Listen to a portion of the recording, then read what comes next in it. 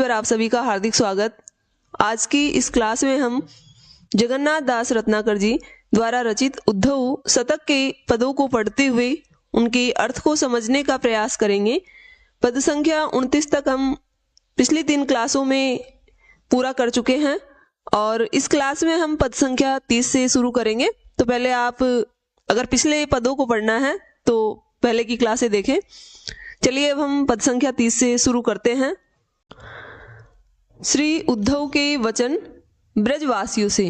जब उद्धव ब्रज में पहुंच गए तो वहां पर गोपियों और ब्रजवासियों की जो दशा हुई उसको देखकर उद्धव भी थोड़ा सा विचलित हुए, लेकिन फिर से उन्होंने अपने आप को संभाला और वहां जो गोपियां थी उनको वो निर्गुण ब्रह्म ज्ञान का उपदेश देने लगे। उन्होंने गोपियों को समझाने का प्रयास किया कि तुम ये जो लौकिक प्रेम है इसकी आतुरता को छोड़कर निर्गुण ब्रह्म का जो ज्ञान है उसको ग्रहण करो।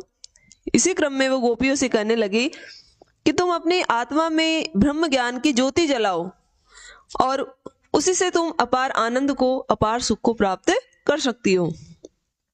तो पहले हम पद पढ़ते हैं। चाहत जो स्वबस संजोग श्याम सुंदर को, जोग के प्रयोग में हियो तो बिलसो रही। कहे रत्नाकर सुअंतर्मुखी है ध्यान, मंजू हिय कंज जगी ज्योति में धस्यो रही। ऐसी आत्मा को परमात्मा में करो लीन, जामे जड़ चेतन विलास विक्षो रही। मोहवश जोहत विछोह जिये जाको छोई, सो तो सब अंतर निरंतर बस्यो रही। उद्धव गोपियों को समझाते हुए कह रहे हैं कि गोपियों, चाहत यानी चाहती हो, जो यानी यदि स्वबस, स्व यानी अपने और बस यानी अधिकार में, स्वबस यानी अपने अधिकार, अपने स्वामित्व में, यदि तुम अपने अधिकार में चाहती हो। संजोग यानी संयोग, और किसका? श्याम सुंदर श्री कृष्ण का। कि गोपियों, यदि आप श्री कृष्ण का संयोग अपने अधिकार में चाहती हो, तुम ये चाहती हो कि जो श्री कृष्ण है वो हमारे वश में रहे, तो तुम्हें क्या करना पड़ेगा? योग के प्रयोग में, योग का प्रयोग अर्थात जो योग साधना है उसको हियो यानी अपने हृदय में, बिल से बड़े आनंद के साथ, कि तुम्हें बड़े आनंद के साथ जो योग की क्रियाएं हैं उनमें अपने हृदय को लगा देना चाहिए। फिर से समझते हैं कि चाहत जो स्वबस संजोग श्याम सुंदर को, कि हे गोपियों, यदि आप श्याम सुंदर या श्री कृष्ण का संयोग अपने अधिकार में चाहती हो तो तुम्हें योग के प्रयोग में अर्थात योग साधना की जो क्रियाएं हैं उनमें अपने हृदय को बड़े विलास के साथ अर्थात बड़े आनंद के साथ लगा देना चाहिए। तुम्हें बड़े आनंद प्रसन्न होकर योग साधना को करना चाहिए, तभी तुम उस श्री कृष्ण का संयोग अपने अधिकार में प्राप्त कर सकती हो। कहे रत्नाकर, कवि रत्नाकर कह रहे हैं कि सु अंतर्मुखी है ध्यान, मंजू हिय कंज जगी ज्योति में धस्यो रही।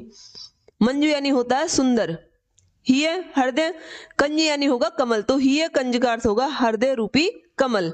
हृदय को यहाँ कमल माना गया, कमल के समान। तो गोपियों, तुम्हें सु अंतर्मुखी ध्यान की जो अंतर्मुखी क्रियाएं हैं उनमें अपने हृदय रूपी कमल को लगा देना चाहिए, और उस हृदय रूपी कमल में जिसमें जगी यानी जली रहती है ज्योति, जिसमें ज्ञान की, उस निर्गुण ज्ञान की ज्योति जली रहती है, उसका ही तुम्हें ध्यान यानी ध्यान करना चाहिए। एक बार फिर से देखते हैं दोनों पंक्तियों का अर्थ। कहे रत्नाकर, कवि रत्नाकर कह रहे हैं कि सु अंतर्मुखी है, मंजू हिय कंज, कि तुम्हें अपने सुंदर हृदय रूपी कमल में जिसमें जगी ज्योति, क्या जली रहती है? ज्ञान रूपी ज्योति। तो अंतर्मुखी ध्यान की क्रियाओं में लीन होकर तुम्हें अपने सुंदर हृदय रूपी कमल जिसमें ज्ञान की ज्योति जली रहती है उसका ही ध्यान करना चाहिए, और अपनी इस आत्मा को, कि ये जो आत्मा है उसको परमात्मा में करो लीन, परमात्मा में लीन कर लेना चाहिए, अर्थात आत्मा पूरी तरह परमात्मा के साथ एकाकार हो जानी चाहिए। जामे जड़ चेतन, जिससे कि जड़ और चेतन का विलास विक्षो रहे, कि जब तुम आत्मा को परमात्मा में लीन कर दोगी तो इससे क्या होगा? जड़ और चेतन का विलास का अर्थ होगा आनंद, जिससे जड़ और चेतन का आनंद प्रकट होता रहे। मोह बस, कि मोह के कारण, अज्ञान के कारण। जोहत, जोहत का अर्थ होता है देखती हो, कि तुम मोह के कारण, और मोह किसके समान बना, अज्ञान के समान, कि तुम अज्ञान वश या मोह के कारण जोहत यानी देखती हो, विछो यानी वियोग, जिये अपने हृदय में, जाको, जाको यानी उस श्री कृष्ण का, परमात्मा का, कि तुम केवल अज्ञान वश, तुम्हें ज्ञान नहीं है कि वो आत्मा और परमात्मा तो एक ही है, हमारी आत्मा परमात्मा का अंश है। तो इस अज्ञान वश या इस मोह के कारण ही तुम अपने हृदय में उसका विछोह या उसका वियोग देखती हो। अगर तुम्हें ये ज्ञान मिल जाए कि आत्मा और परमात्मा एक है, तो तुम इस वियोग के दुख को भूल जाओगी। क्योंकि सो यानी वह, तो वह कौन, मतलब यहाँ पे श्री कृष्ण अर्थात परमात्मा, सब अंतर, सबके अंतर यानी हृदय में निरंतर लगातार बस्यो रही रहता है, बसा हुआ है, कि वह तो लगातार सबके हृदय में समान रूप से बसा हुआ है। तो तुम उसके वियोग के कारण जो व्यथित हो रही हो, तुम्हारी ये वियोग व्यथा व्यर्थ है। तो तुम्हें निर्गुण ज्ञान का, जो निर्गुण ब्रह्म है, उसके ज्ञान को ग्रहण करना चाहिए और उसको अपनाना चाहिए। अगला पद है,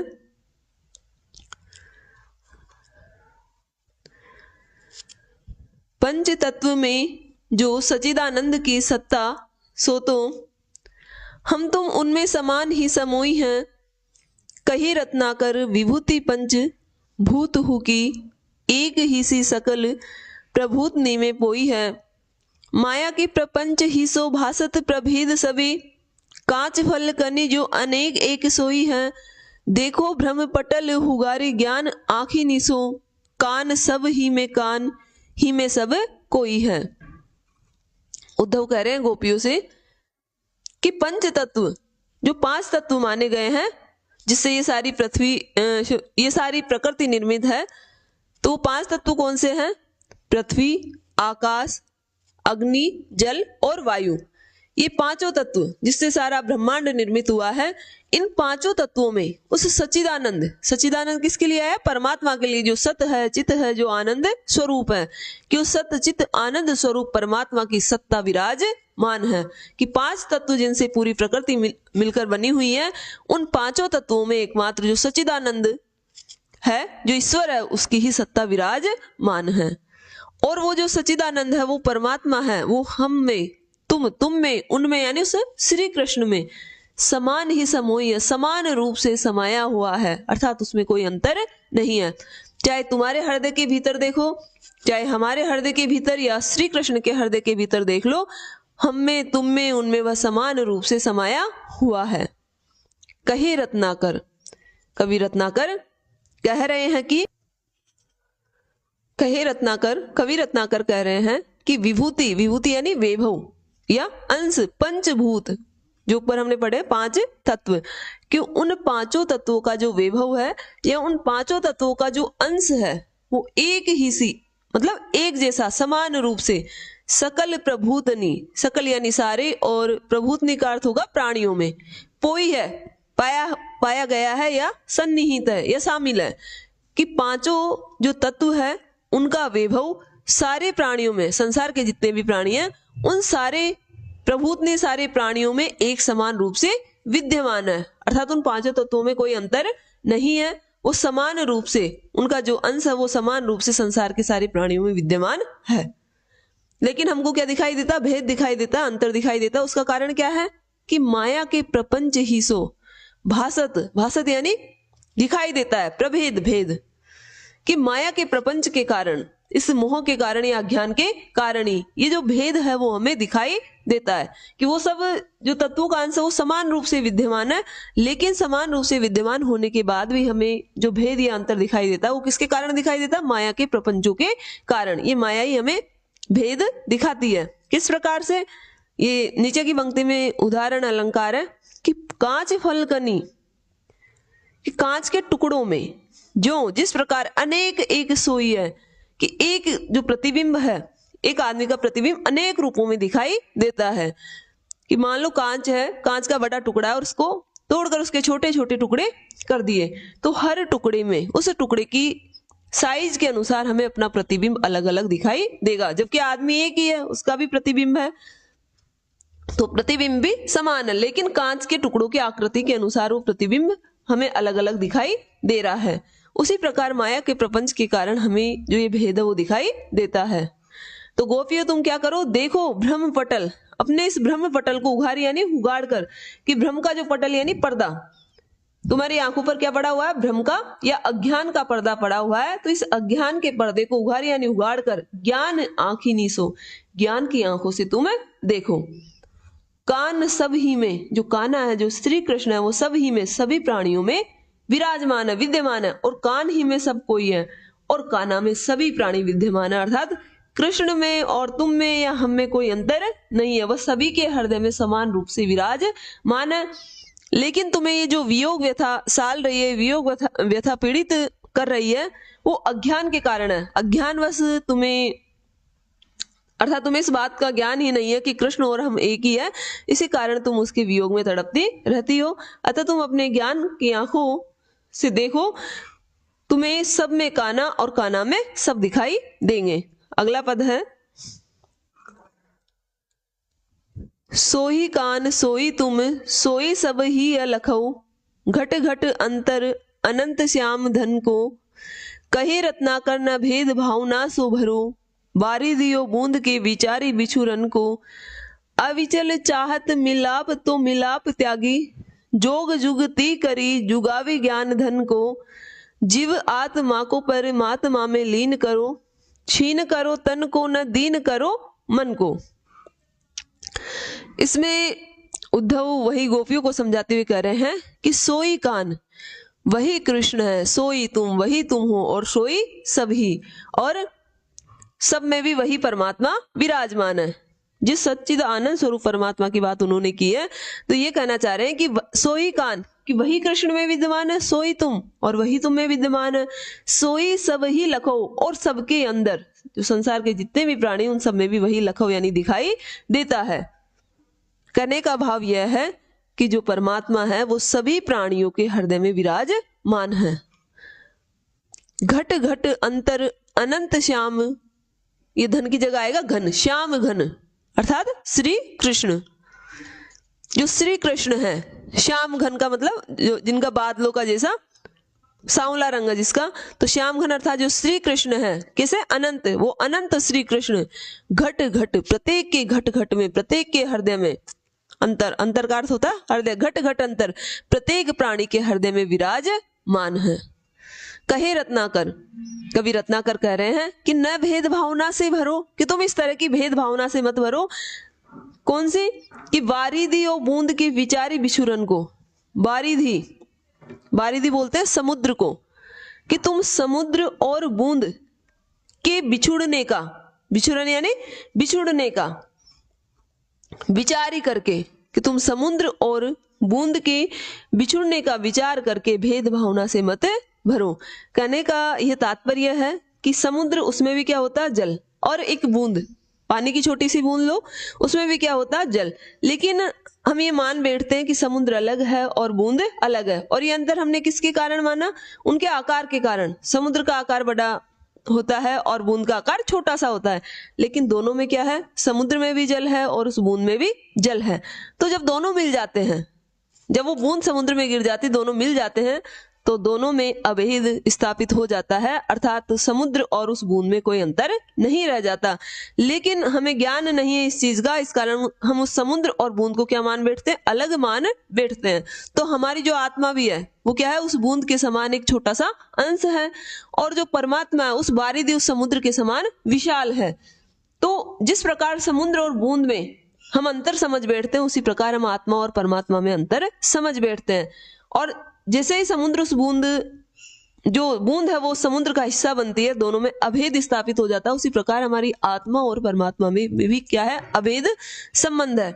तो रत्नाकर यही कहना चाह रहे हैं कि गोपियों तुम समुद्र और बूंद के बिछड़न का विचार करके इस तरह की भेद भावना से मत भरो, बल्कि अविचल, अविचल का अर्थ होगा स्थायी, चाहत मिलाप, यदि तुम स्थायी मिलाप चाहती हो तो क्या करो, विलाप त्यागी, इस विलाप को त्याग दो। तुम जो वियोग व्यथा का विलाप कर रही हो, इस विलाप को तुम्हें त्यागना पड़ेगा। किसके लिए, अविचल मिलाप, चाहत, अविचल अर्थात स्थायी मिलाप चाहने के लिए। श्री कृष्ण से यदि तुम स्थायी प्रेम करना चाहती हो तो तुम्हें ये जो वियोग व्यथा का तुम विलाप कर रही हो इसको तुम त्याग दो और क्या करो, योग युक्ति करो, योग की युक्तियां करो, जो योग साधना उसको करो और ज्ञान धन, ज्ञान रूपी धन को प्राप्त जुगावी, ज्ञान रूपी धन को तुम प्राप्त करो। अर्थात ज्ञान रूपी जो धन है वो तुम्हें तभी प्राप्त होगा जब तुम योग युक्ति अर्थात योग साधना को करोगी। जीव आत्मा को और अपनी जो जीवात्मा है उसको परमात्मा में लीन कर दो। योग साधना में यही सिखाया जाता है, आत्मा को परमात्मा में लीन करना। तो तुम अपनी जो ये जीवात्मा है उसको परमात्मा में लीन कर दो। और छीन करो तन को न यानी नहीं, तन यानी अपने शरीर को छीण, तुमने जो वियोग व्यथा में अपने शरीर को छीण कर रखा, दुर्बल कर रखा, तो तुम्हें इस तरह से अपने शरीर को क्या नहीं करना, तन को न छीण करो, तुम अपने इस शरीर को इस तरह से छीण अर्थात दुर्बल मत करो। न दीन करो मन को और नहीं अपने मन को दीन करो, अपने मन को दुखी मत करो। अर्थात अपने शरीर को भी छीण मत करो, अपने मन को भी दुखी मत करो और उस योग साधना को तुम अपना लो। ये जो पद है इसमें जब गोपियों को उद्धव ने निर्गुण ज्ञान का उपदेश दिया तो उसको सुनने के बाद गोपियों की जो दशा हो गई उसका बड़ा ही मार्मिक चित्रण कवि ने किया है। कवि कह रहे हैं कि सुनी सुनी उद्धव की अकह कहानी कान, को थे रानी को था नहीं थी रानी है, कहे रत ना कर रिसानी बर रानी को बिलखानी बिकलानी बिथकानी है, को सेद सानी को भरी द्रग पानी रही, को घूमी घूमी परो भूमि मुरझानी है, को श्याम श्याम के बह की बिल लानी को कोमल करे जो थामी सहमी सुखानी है। उद्धव गोपियों को निर्गुण ज्ञान का उपदेश दे रहे हैं और उसको सुन करके कि उद्धव की अकह का मतलब जिसको कहा नहीं जा सके, उस अकह कहानी को, उस अकथनीय कहानी को सुन करके जो गोपियां है वो क्या हुई, को ठहरानी, ठहरानी का अर्थ होगा कांपने लगी, कि कई गोपियां तो क्या कांपने लगी। को उठानी, कोई उसी जगह पर थिरानी यानी स्थिर हो गई। अर्थात एकदम से हम कोई दुख भरी खबर सुनते तो जहां खड़े वहीं के खड़े रह जाते हैं, तो गोपियों का भी हाल ऐसा ही हो गया कि कोई तो कांप रही है, कोई थिरानी, कोई वहीं के वहीं खड़ी की खड़ी रह गई या वहीं के वहीं स्थिर हो गई। कहे रत्नाकर, कवि रत्नाकर कह रहे हैं कि रिसानी, रिसियानी होता है गुस्सा या क्रोध, तो रिसानी कोई क्रोधित हो रही है, गुस्से से भर रही है। बर रानी कोई बिलबिला रही है, या बर रानी का अर्थ होगा बड़बड़ा रही है, बर रानी को कोई बड़बड़ा रही है।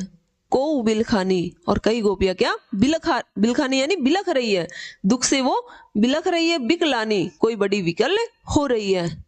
बिथकानी, बिथकानी का अर्थ होता शिथिल होना, और कई गोपियां क्या हो गई, शिथिल पड़ गई है, बिथक रही है। को सेद सानी, और कोई सेद यानी होता है स्वेद अर्थात पसीना, सानी यानी संध गई है, कोई पसीने से, सेद सानी कोई पसीने से पूरी तरह भीग गई है।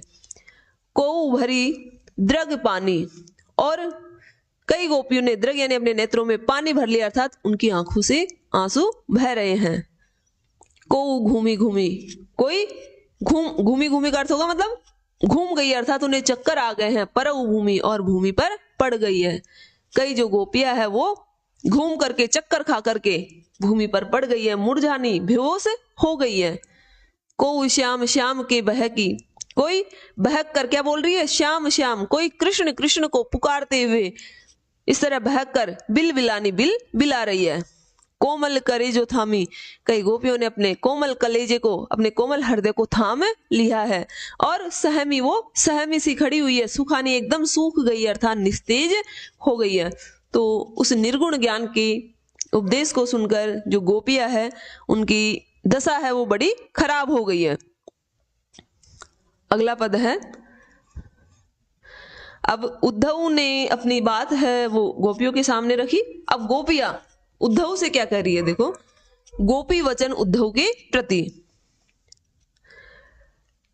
रस के प्रयोग निके सुखद सुजोग निके, जेते उपचार चारों मंजू सुखदाई है।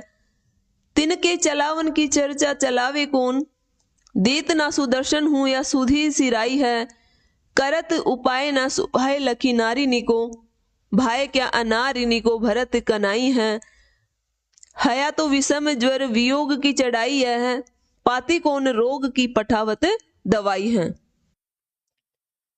जब उद्धव गोपियों को ज्ञान योग की बातें बताने लगे और निर्गुण ब्रह्म की उपासना की बात करने लगे तो उनका उपदेश सुनकर गोपियां उन्हें उपालंब देने लगती है, मतलब उल्हाना देने लगती है। और यह जो पद है वो किसी गोपी का उद्धव के प्रति उपालंब कथन है और इसमें इस पूरे पद में श्लिष्ट शब्दावली है, अर्थात शब्द के एक से अधिक अर्थ निकल रहे हैं।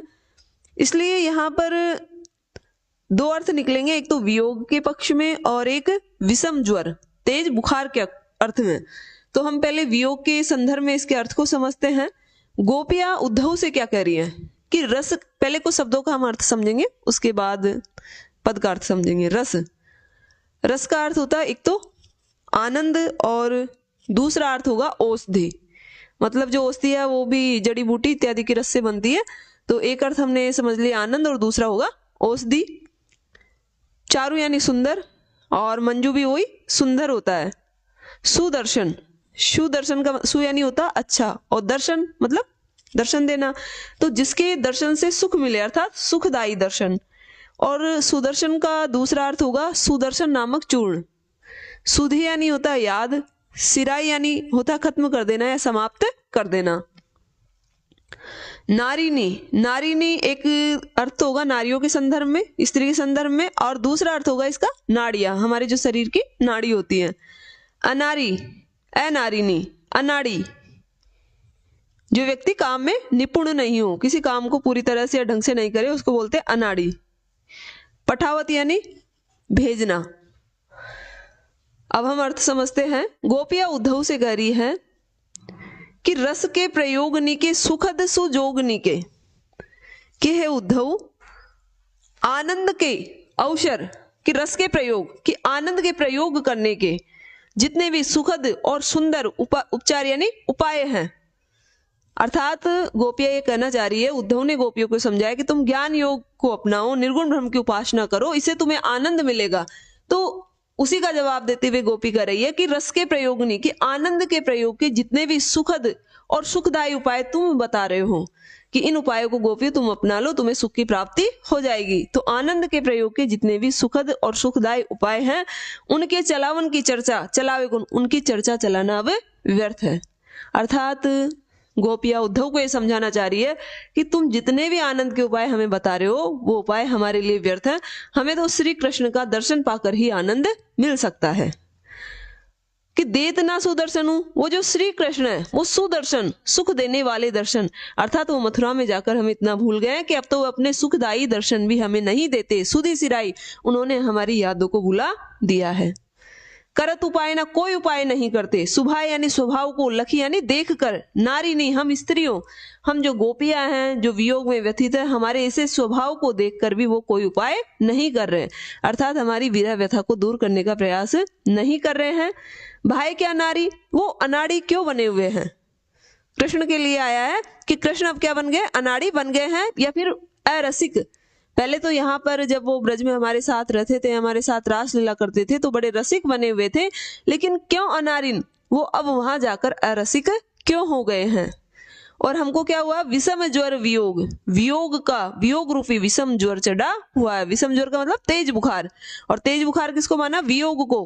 गोपी और कृष्ण का क्या हो रखा था, वियोग। तो हमें तो वियोग का विषम ज्वर चढ़ा हुआ है। तो पाती कौन, पाती यानी पत्र, जो कि उद्धव के साथ कृष्ण ने भेजा था। तो पाती कौन रोग की पठावत दवाई है, ये पत्र भेजकर किस रोग की दवाई उन्होंने हमारे लिए भेजी है। अर्थात हम यह नहीं समझ पा रही कि हमें ये वियोग का जो रोग लगा है तो कृष्ण ने हमारे लिए पत्र भेजा है, तो इस पत्र में कौन से रोग की दवाई उन्होंने हमारे लिए भेजी है। तो यह अर्थ तो वियोग के संदर्भ में हुआ। दूसरा हम तेज बुखार के संदर्भ में समझते हैं। इसके लिए नीचे से अर्थ उठाना पड़ेगा कि विषम ज्वर वियोग। गोपियां उद्धव से कह रही है कि उद्धव हमें वियोग का विषम ज्वर चढ़ा हुआ है। तो रस के प्रयोग नहीं, रस का अर्थ यहां हम लेंगे औषधि, कि उस बुखार को दूर करने के जितनी भी रस के प्रयोग, औषधियों का प्रयोग करने के जितने सुखद और सुंदर उपाय हैं कि सुखद और सुंदर औषधियों का प्रयोग करके हम इस बुखार को दूर कर सकते हैं, तो उन उपायों की चर्चा चलावन, उनकी चर्चा करना ही यहाँ व्यर्थ है। अर्थात उन औषधियों से हमारा ये विषम ज्वर है वो समाप्त नहीं हो सकता। देत ना सुदर्शनु, अब तो जो श्री कृष्ण वो हमें यहाँ लेंगे हम सुदर्शन का अर्थ सुदर्शन चूर्ण, अब तो वो हमें सुदर्शन चूर्ण भी नहीं देते हैं। या सुधी सिराई है, उन्होंने हमें यहाँ तक भुला दिया है। किसने? श्री कृष्ण ने। कि श्री कृष्ण ने हमें यहाँ तक भुला दिया है कि वो अब तो हमें उपचार हेतु सुदर्शन चूर्ण भी नहीं देते हैं। करत उपाय ना सुभाए लखी नारिनी, नारिनी यानी नाड़ियों को, लखी यानी देख कर, कि हमारी नाड़ी को देखकर, पहले जो वैद्य होते थे वो नाड़ी देखकर उपचार करते थे, तो गोपिया भी यही कह रही है कि हमारी नाड़ी को देखकर करत उपाय ना, कोई उचित उपाय या कोई उचित इलाज वो हमारा नहीं करते। भाई क्या नारी, वो अनाड़ी वैद्य क्यों बने हुए हैं। विषम ज्वर वियोग की, हमें वियोग का जो विषम ज्वर चढ़ा हुआ है, तो पाती, पाती का अर्थ यहाँ लेंगे पत्ती, पत्ती के रूप में किस रोग की दवाई उन्होंने हमारे लिए भेजी है। अगला पद है उधव कहाँ सुधव सो सनेस पहिल, तो यह प्यारे परदेश कवे धापग पारी है, कहे रत्नाकर तिहारी परी बात निमे, मीड़ी हम कवल करे जो मन मारी है, लाए लाए पाती छाती कब लोसी रहे हाय, धरी धरी ध्यान धीर कब लगी धारी है, बेननी उचारी है उरानी कभी धो सवे, श्याम को सलोनो रूप नैननी निहारिये। इस पद में गोपिया उद्धव से कह रही है कि हे उद्धव, तुम निर्गुण ब्रह्म या निर्गुण ज्ञान की बातें तुम आकर हमसे कह रहे हो, इससे पहले तुम हमें ये बता दो कि उद्धव कहो, कि हे उद्धव कह दो या बता दो सुधो सो संदेश, सुधो सो यानी सीधा सा, संदेश यानी संदेश, पहली तो कि पहले आप हमें सीधा सा संदेश यह दे दो या सीधी सी बात यह बता दो कि प्यारे परदेश, प्यारे हमारा जो प्यारा है प्रियतम श्री कृष्ण, वो परदेश से, परदेश का तात्पर्य मथुरा से है, कवेधा कब तक, पग पारिये, उस पग पारी का अर्थ होगा उसके यहाँ पर पैर पड़ेंगे, अर्थात वो पदार्पण करेंगे। तो हे उद्धव, तुम्हारे निर्गुण ब्रह्म ज्ञान की बातों से पहले सुधो सो सनेस पहले, सबसे पहले सीधा सा संदेश या सीधी सी बात यह बता दो कि उस प्यारे श्री कृष्ण का परदेश से यहाँ पर पैर कब पड़ेंगे, अर्थात मथुरा को छोड़कर वो ब्रज में कब आएंगे। कहे रत्नाकर, कवि रत्नाकर कह रहे हैं कि तिहारी परी बात नहीं में, गोपिया उद्धव से कह रही है कि हे उद्धव, तिहारी यानी तुम्हारी, बात नहीं बातों में, परी यानी पढ़ करके, कि तुम्हारी बातों में पढ़ करके, मीड़ी हम कवल करे जो मन मारिये, करे जो यानी कलेजे को, और मीड़ी यानी मसोस कर, कि कब तक हम अपने कलेजे को मसोस कर मन मारिये, मन को मारती रहेंगे, अर्थात तुम्हारी जो निर्गुण ज्ञान की बातें हैं उससे जो हमारा कलेजा उसको हम मसोस रही है, हमारा मन है उसको हम मार रही है, तो कब तक तुम्हारी इन बातों में पढ़कर हम अपने कलेजे को मसोस कर अपने मन को मारती रहेंगी। और कब तक हम लाई लाई पाती, पाती यानी पत्र, कि जिस पत्र को तुम लाए हो उस पत्र को छाती यानी अपने छाती के, लाई यानी लगाकर, सिरे है शीतलता प्रदान करेगी, यहाँ हाय की जगह होगा ही है मतलब हृदय को, कि सिरे है ही है, कि अपने हृदय को हम ठंडक या शीतलता प्रदान करेगी। कब लो यानी कब तक, कैसे, पाती छाती, उस पाती को छाती के लाई यानी लगा लगा कर, कि तुम जो पत्र लाए हो, तुम जो पाती हमारे लिए लेकर आए हो, उस पत्र को अपनी छाती से लगा लगा कर कब तक हम अपने हृदय को शीतलता प्रदान करती रहेंगी। धरी धरी ध्यान, ध्यान धर के, किसका, श्री कृष्ण का, कि उसका ध्यान धर धर के, धीर यानी धैर्य, कब लगी धारिये, कब तक हम धारण करेंगी, कि उसका ध्यान करके कब तक हम धैर्य धारण करते रहेंगी। बेननी उचारी, बेननी यानी वाणी से या वचनों से, उचारी यानी बोलकर, वचन बोलकर या बातें कहकर, उल्हानी यानी उल्हाना, कवे धो कब तक देती रहेंगी, अर्थात अपनी बातों से तुम्हें हम कब तक उल्हाना देती रहेंगी। हे उद्धव, तुम तो ये बता दो, श्याम को सलोनो रूप नैननी निहारिये, कि उस श्याम का, श्री कृष्ण का जो सलोना रूप है उन्हें हमारे नेत्र निहारिये, कब निहार पाएंगे, कब देख पाएंगे, अर्थात हमें अपने नेत्रों से श्री कृष्ण का दर्शन करना है, तो उनके दर्शन का अवसर हमें कब मिलेगा। अगला पद है सट रस व्यंजन तो रंजन सदा ही करे, उधो नव नीत हुसु प्रीत कहूँ पावे हैं, कहे रत्नाकर विरद तो बखाने सभी, सांची कहूँ केते कही लालन लडावे हैं। रतन सिंहासन विराजी पाक शासन लो, जग चहु पास नितो शासन चलावे हैं। जाए जमुना तट पे को बट छाई माई, बांसुरी उमाही कबो बांसुरी बजावे हैं। इस पद में गोपियों ने जो मथुरा है वहां के वातावरण को कृत्रिम मान करके और जो ब्रज का वातावरण है उसे प्राकृतिक माना है कि ब्रज में जो मिलने वाला सहज स्वाभाविक सुख है, तो वो उद्धव से पूछना चाह रही है किस तरह का सुख क्या श्री कृष्ण को मथुरा में भी मिल पाता है। तो इसी की बात करते हुए गोपियां उद्धव से कह रही है कि सट रस व्यंजन, 6 रसों वाला व्यंजन। सट रस में मतलब भोजन के जो अलग अलग रस होते हैं, जैसे मधुर रस, तिक्त रस, लवण रस, इस तरह से कुल 6 रस होते हैं। तो सट रस व्यंजन की 6 रस व्यंजन तो श्री कृष्ण सदा ही करे कि उस मथुरा में, क्योंकि वहां तो वो राजा है, तो सदैव ही वो 6 रस वाला व्यंजन अर्थात 6 रस व्यंजन वो खाते होंगे। लेकिन उद्धव ये बताओ, नवनीत, नवनीत यानी मक्खन, प्रीत प्रेम से कहू पावे हैं, क्या प्रेम पूर्वक कभी वो वहां मक्खन भी खाते हैं? क्या कोई प्रेम के साथ, प्रीत यानी प्रेम से, सप्रीत प्रेम के साथ, क्या कोई उन्हें प्रेम के साथ वहां मक्खन भी खिलाता है जैसे माँ यशोदा उन्हें यहाँ खिलाती थी? दोबारा देखते हैं अर्थ। सट रस व्यंजन तो रंजन सदा ही करे, कि जो श्री कृष्ण वो सदैव मथुरा में 6 रस व्यंजन खाते होंगे, लेकिन क्या सप्रीत कहू पावे हैं, क्या वो बड़े प्रेम के साथ यहाँ जिसे माखन खाते थे वहां पर वो मक्खन खाते हैं? कहे रत्नाकर, कवि रत्नाकर कह रहे हैं कि विरद तो बखाने सभी, विरद यानी यश, बखाने यानी बखान करते होंगे, वर्णन करते होंगे कि श्री कृष्ण के यश का वहां पर सब बखान करते होंगे कि मथुरा में जाके वो बड़े बड़े काम कर रहे हैं, तो जरूर ही सभी लोग वहां के, जो वहां के सब लोग हैं वो उनके यश का बखान करते होंगे। लेकिन साची कहो, सच सच बता दो कि केते कही, कही यानी केते कही, क्या कोई कहता है लाल, लाल मतलब पुत्र, लालन मतलब लाल कहकर या पुत्र कहकर लडावे लडाता है। लेकिन हे उद्धव, तुम सच सच बता दो, क्या श्री कृष्ण को वहां पर कोई माता यशोदा की तरह लाल कहकर या पुत्र कहकर लाड लडाता है क्या? रतन सिंहासन, रत्नों से जड़े हुए सिंहासन पर विराजी, विराजमान रहते हैं पाक शासन, पाक शासन का अर्थ होगा इंद्र, कि पाक शासन लो, इंद्र की तरह वो रत्नों से जड़े हुए सिंहासन पर मथुरा में विराजमान रहते होंगे, उस पर ही वो बैठते होंगे। और जग चहु, जग यानी संसार, चहु यानी चारों, चहु पासनी चारों दिशाओं में, संसार की चारों दिशाओं में शासन चलावे, शासन चलाते हैं, कि वो वहां पर रत्नों से जड़े हुए सिंहासन, इंद्र की भांति रत्नों से जड़े हुए सिंहासन पर बैठते हैं और संसार की चारों दिशाओं में अपना शासन चलाते हैं। लेकिन जाए जमुना तट पे, जैसे यहाँ ब्रज में रहते थे तो क्या करते थे, यमुना तट पे जाते थे, तो क्या वहां भी यमुना तट पे जाए, यमुना तट पर जाकर के को बट छाई, बट यानी बट वृक्ष, बड़ का पेड़, तो बट छाई माही, वृक्ष की छाई यानी छाया के माही यानी भीतर, कि बट वृक्ष की छाया के भीतर पासुरी उमाही, पासुरी यानी पसलियों को, उमाही यानी उभार कर, कब बांसुरी बजावे हैं, कब वहां बांसुरी बजाते हैं? क्या श्री कृष्ण यमुना के तट पर जाकर किसी वट वृक्ष की छाया के नीचे खड़े होकर अपनी पसलियों को उभार कर क्या फिर से वहां बांसुरी बजाते हैं?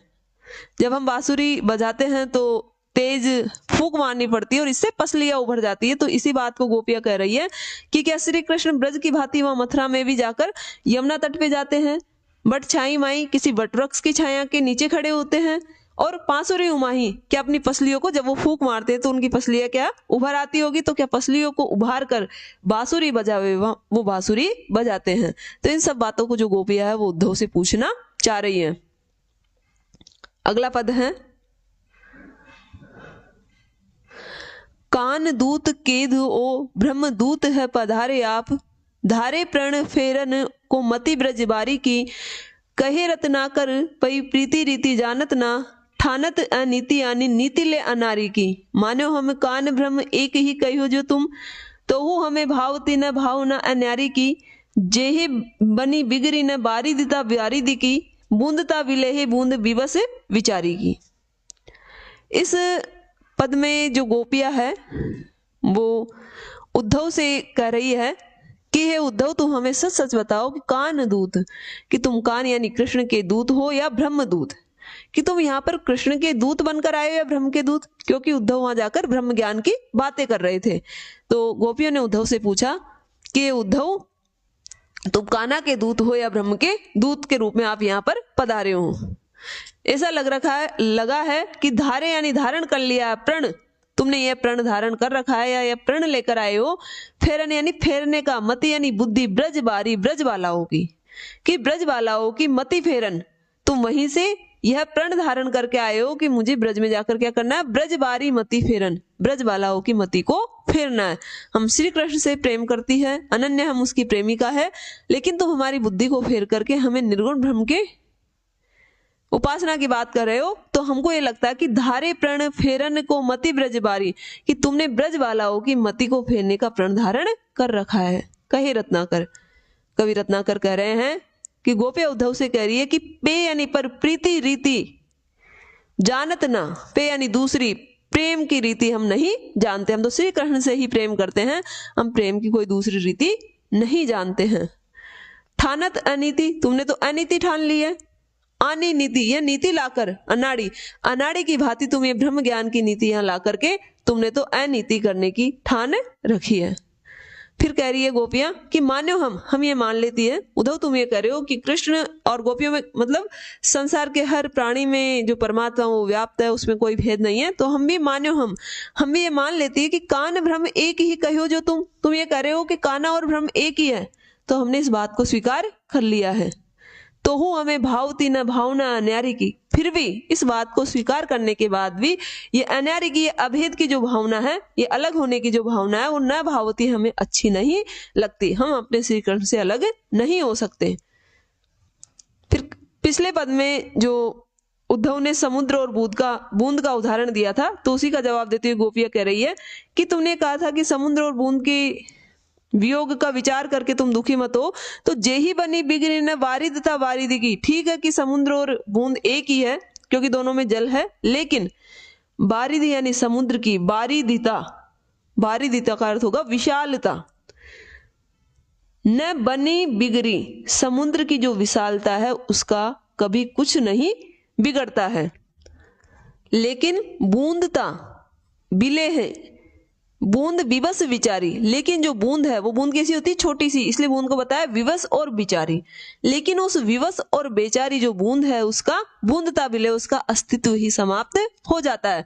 अर्थात जब बूंद समुद्र में मिलती है तो बूंद का आकार काफी छोटा है और समुद्र काफी विशाल है, तो समुद्र के तो कोई फर्क नहीं पड़ता, लेकिन जो बूंद है वो विवश और विचारी है, उसका अस्तित्व ही समाप्त हो जाता है। दोबारा समझते इसका अर्थ कि जेही बनी बिगड़ी न बारिदिता वारिदी की, कि बूंद, तुमने ये कहा था उद्धव कि समुद्र और बूंद दोनों अभेद है, दोनों में कोई अंतर नहीं है। तो इस बात से अर्थात दोनों के अभेद हो जाने से बनी बिगड़ी न, कुछ नहीं बिगड़ता, बारिद यानी विशालता का, वारिद यानी समुद्र की विशालता का में कुछ भी नहीं बिगड़ता, अर्थात समुद्र की विशालता उससे कम या ज्यादा नहीं होती है। लेकिन जो बूंद है उस समुद्र में मिलकर उस विवश और बेचारी बूंद का तो अस्तित्व ही समाप्त हो जाता है। तो श्री कृष्ण है वो यहाँ पर समुद्र स्वरूप है, क्योंकि उनकी जो व्यापकता है वो विशाल है, और हम गोपियां तो किसकी भांति है, बूंद की। तो इससे श्री कृष्ण पर तो कुछ असर नहीं पड़ेगा, उनके व्यक्तित्व पर कुछ फर्क नहीं पड़ेगा, लेकिन हम गोपियों का तो अस्तित्व ही समाप्त हो जाएगा। अगला पद है, चोप करी चंदन चढ़ायो जिनी अंगनी पे, तिन पे बजाए तूरी धूरी दरी वो कहू, रस रत नाकर सने हैं निर्वार्यो जाही, ता कच को हाय जटा जूट बरी वो कहो, चंद अरविंद लो सरायो ब्रज चंद जाही, ता मुख को काक चंचवत करी वो कहू, छेदी छेदी छाती छलनी के बेन बान निसो, तामे पुनी ताई धीर नीर धरी बहु कहूं।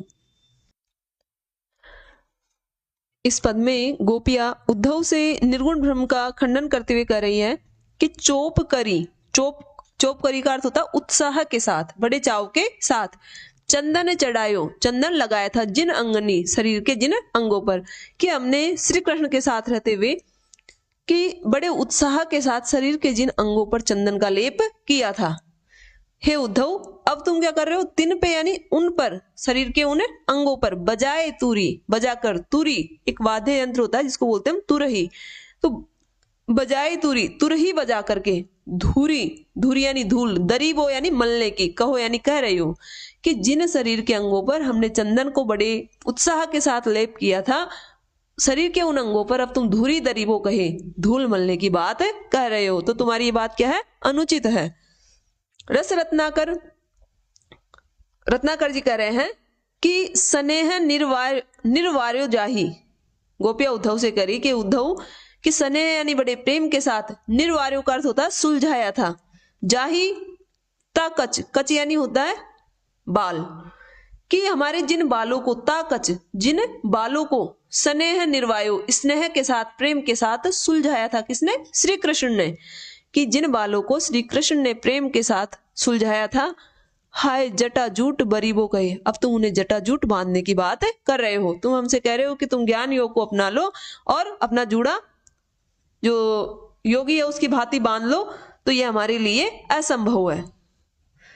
चंद अरविंद लो सरायो ब्रज चंद जाई, कि हमारे जिस मुख को ब्रज चंद, ब्रज का चंद, ब्रज का चंद्रमा कौन? श्री कृष्ण, तो ब्रज चंद श्री कृष्ण ने लो सरायो, सराही थी या बड़ाई की थी, जाही हमारे जिस मुख की, क्या कहकर? चंद यानी चंद्रमा और अरविंद यानी कमल, कि हमारे मुख को चंद्रमा और कमल की भांति सुंदर बता करके जिस श्री कृष्ण ने हमारे मुख की सराहना की थी, अब तुम क्या कर रहे हो? ता मुख को, उस मुख को काक चंचवत, काक यानी कव्वे की, चंचवत यानी चोंच, काक चंचवत करीबो कहे, कव्वे की चोंच की भांति ऊपर करने की बात कह रहे हो, कि एक तरफ तो श्री कृष्ण ने हमारे मुख को चंद्रमा और कमल बताकर सराहना की थी, दूसरी तरफ तुम हो जो हमारे इस मुख को कव्वे की चोंच की भांति ऊपर करने की बात कह रहे हो, तो ये भी हमारे लिए अनुचित है।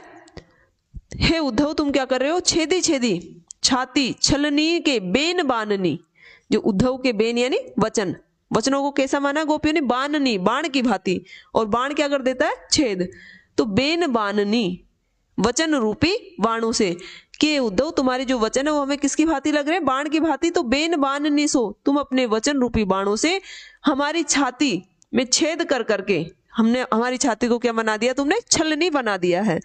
तो छेदी छेदी छाती छलनी के बेन बाननी सो, अपने वचन रूपी बाणों से हमारी छाती को छेद छेद कर तुमने छलनी कर दिया है। और फिर क्या करना चाहते हो? तामे यानी तुम, पुनि यानी फिर से, ताई उसमें धीर नीर, धैर्य रूपी जल, धरीबो कहां धारण करवाना चाहते हो। एक तो तुमने अपने वचन रूपी बाणों से हमारी छाती को छेद कर छलनी कर दिया है, और फिर तुम धैर्य रूपी जल को धारण करने की बात कर रहे हो कि उस चलनी में तुम धैर्य रूपी जल को धारण कर लो।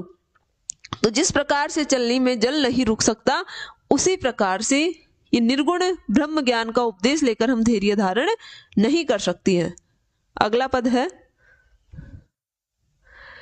चिंतामणि मंजुल पवारी धूरी धारनी में, काऊ मन मुकुर सुधारी रखी वो कहू, कहे रत्नाकर वियोग आगे सारन कह, उदी हाय हम के बयारी भकी बो कहूं, रूप रस हीन जाही निपट निरूपी चुके, ताको रूप ध्याई बियो रस चखी भी कहूं, एते बड़े विश्व माही हेरे हूं न पेरे जाही, ताही त्रिकुटी में नैन मूंदी लखी वो कहां।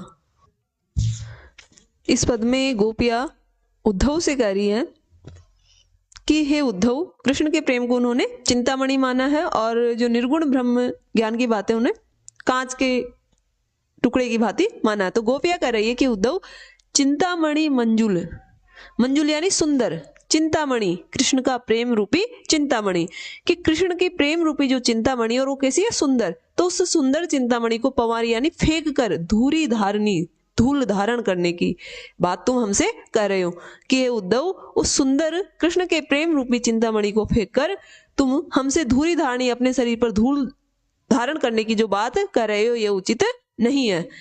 मन मुकुर सुधारी रखी वो कहे, तुम हमारे, यहाँ काऊ की जगह गलत शब्द हो गया, ये होगा कांच, तो कांच मन मुकुर, कि तुम कांच रूपी मन मुकुर, मन रूपी दर्पण को, कि तुम कांच के समान हमारे मन रूपी दर्पण को सुधारी संभाल कर रखी वो कहूं, रखने की बात कर रहे हो कि उद्धव तुम हमसे कह रहे हो कि हम कांच रूपी, कांच के समान जो मन रूपी दर्पण है उसको हम संभाल कर रखें।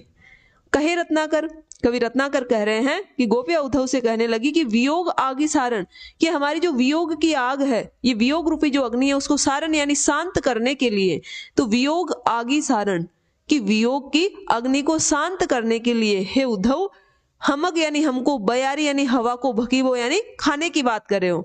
कि गोपियां उद्धव से कह रही कि उद्धव तुम हमसे कह रहे हो कि वियोग की अग्नि कब शांत होगी, जब तुम बयारी भकीबो, जब तुम हवा को खा लोगी। तो तुम कैसी विपरीत बातें कर रहे हो, हवा खाने से अर्थात हवा से तो आग और ज्यादा बढ़ जाती है, तो उस हवा से तो हमारी वियोग व्यथा और ज्यादा बढ़ जाएगी। जबकि तुम, दोबारा देखते इसका अर्थ, कहे रत्नाकर जी कह रहे हैं कि वियोग आगे सारण के, गोपियां उद्धव से कह रही कि वियोग की अग्नि को शांत करने के लिए हे उद्धव हमक बयारी भकीबो का, तुम हमसे हवा खाने की बात कह रहे हो। तो यह तो विपरीत बातें हुई। और तुम जैसे निर्गुण ब्रह्म के हमसे बात कर रहे हो, निर्गुण ब्रह्म कैसा, रूप रसहीन, उसका कोई रूप नहीं है, कोई रस उसमें नहीं है, अर्थात वो निराकार है। तो इसे निराकार और रस से हीन, निपट निरूपी चुके, जिसका तुम निरूपण कर चुके हो, जिस ब्रह्म का तुम निरूपण कर चुके हो। और ब्रह्म कैसा है, रूप से हीन, रस से हीन है। ताको रूप ध्याई भी हो, रस चखी वो कहा, उसके रूप का तुम ध्यान करने की, ध्याई भी यानी ध्यान करने की हमसे बात कर रहे हो, रस चखी वो, उसकी रस को चखने की तुम बात कर रहे हो। तो जिसका रूप ही नहीं है, जिसका कोई रस ही नहीं है, तो उस रस को हम कैसे चख पाएंगे और उसके रूप का हम ध्यान कैसे कर पाएंगे। तो गोपियां जो यहाँ पे तर्क रख रही है, वो तर्क बिल्कुल स्वाभाविक है कि जिस आदमी का न कोई रूप है न कोई रस है, तो उसके रूप का हम कैसे ध्यान कर सकती है, उसके रस का हम पान कैसे कर सकती है। एते बड़े विश्व माही, कि एते बड़े, इतने बड़े विश्व यानी संसार के, माही यानी भीतर, हेरे हूं न पेरे जाही, हेरे हु यानी हेरा नहीं जा सकता, कि जिसे इतने बड़े विश्व के भीतर देखा नहीं जा सकता, हेरा नहीं जा सकता। ताही त्रिकुटी में नैन मूंदी लखी वो कहा, तुम कह रहे हो कि उसको नैन मूंद, अपनी नेत्रों को मूंद कर, लखी वो यानी देख लो, त्रिकुटी के भीतर। कि हे गोपियों, उद्धव कह रहे हैं कि उद्धव तुम गोपियों से ये कह रहे हो ना कि अपनी आंखों को मूंद कर अपनी त्रिकुटी के भीतर उस ब्रह्म का तुम दर्शन कर लो। तो इतने बड़े विश्व में अगर वह नहीं मिल पा रहा, तो हमें त्रिकुटी के भीतर उसका दर्शन कैसे होगा। अगला पद है, आए हो सिखावन को जोग मथुरा ते तोपे, उधी ये वियोग के वचन बतरावी ना, कहे रत्ना कर दया करी दरस दीनो, दुख दरीबे को तोपे अधिक बढ़ाओ ना, टूक टूक हैवे मन मुकुर हमारो हाय, चुकी है कठोर बेन पाहन चलावी ना, एक मन मोहन तो बसी के उजाए मोही, हिये में अनेक मन मोह बसावी ना। इसमें वही गोपियां उद्धव के निर्गुण ब्रह्म ज्ञान की बातों का खंडन करते हुए कर रही है कि उद्धव आए हो तुम सिखावन को सिखाने के लिए, जोग योग साधना को मथुरा से, कि तुम मथुरा से हमें योग साधना सिखाने के लिए यहाँ ब्रज में आए हो। तो तोपे यानी तो फिर तुम्हें ये वियोग के वचन, ये वियोग की बातें बतरावी ना, बतलानी नहीं चाहिए, अर्थात ये वियोग की बातें तुम्हें हमारे सामने नहीं करनी चाहिए। कहे रत्नाकर जी कह रहे हैं कि दया करी, दया की है, कौन कह रही है, गोपियां, उद्धव से ही गोपियां कह रही है कि हे उद्धव तुमने दया करी, हमारे ऊपर दया की है, दरस दीनो दर्शन दे करके, दुख दरीबे को, दुख यानी हमारे दुख को, दरीबे को यानी कम कर दिया है, कि उद्धव तुमने दर्शन दे करके हमारे दुख को कम करने हेतु हमारे ऊपर क्या की है, दया की है। तो तोपे अधिक बढ़ाओ ना, तो इस तरह की बातें करके तुम हमारे दुख को और अधिक मत बढ़ाओ। अर्थात गोपियां कहना चाह रही कि तुम हमारे दुख को कम करने के लिए आए हो या दुख को बढ़ाने के लिए, तो इस तरह की बातें करके तुम हमारे दुख को मत बढ़ाओ। टूक टूक होवे है मन, हमारा जो मन है वो टुकड़े टुकड़े हो रहा, मन मुकुर मन रूपी दर्पण हमारो, कि हमारा मन रूपी जो दर्पण है वो टूक टूक हो जाता है। कैसे, कठोर बेन, कि तुम्हारे कठोर बेन यानी वचनों से, पाहन यानी पत्थर, कि पत्थर के समान जो कठोर वचन तुम कह रहे हो उससे, तो कठोर बेन पाहन चलावी, कि पत्थर के समान कठोर वचन चलाकर, कठोर वचन बोलकर हमारे मन रूपी दर्पण को तुम टूक टूक कर रहे हो। कहने का तात्पर्य है कि यदि कोई कांच का टुकड़ा और उस पर पत्थर फेंक दिया जाता है तो वो टूक टूक हो जाता है, उसके टुकड़े टुकड़े हो जाते हैं। उसी प्रकार तुम्हारी जो कठोर वचन है, ये निर्गुण ब्रह्म ज्ञान की जो तुम कठोर बातें कर रहे हो, उससे हमारा जो मन है वो भी टुकड़े टुकड़े हो रहा है। एक मनमोहन तो बसी के उजाए मोही, कि एक मनमोहन जो श्री कृष्ण थे उस श्री कृष्ण को बसे के यानी बसा कर उजाड़ यानी उजाड़ लिया, कि हमने क्या किया, हमारे मन में उस मनमोहन को बसाकर हमारे घर को उजाड़ लिया। तो अनेक मनमोह बसा बिना, अब तुम अनेक मनमोहनों को हमारे मन के भीतर बसाने की बात कर रहे हो, तो अनेक मनमोह बसा बिना अनेक मनमोहनों को हम हमारे भीतर नहीं बसा सकती, क्योंकि हमने तो हमारे हृदय में पहले से एक मनमोहन श्री कृष्ण को बसा रखा है। आज के लिए इतना ही, धन्यवाद।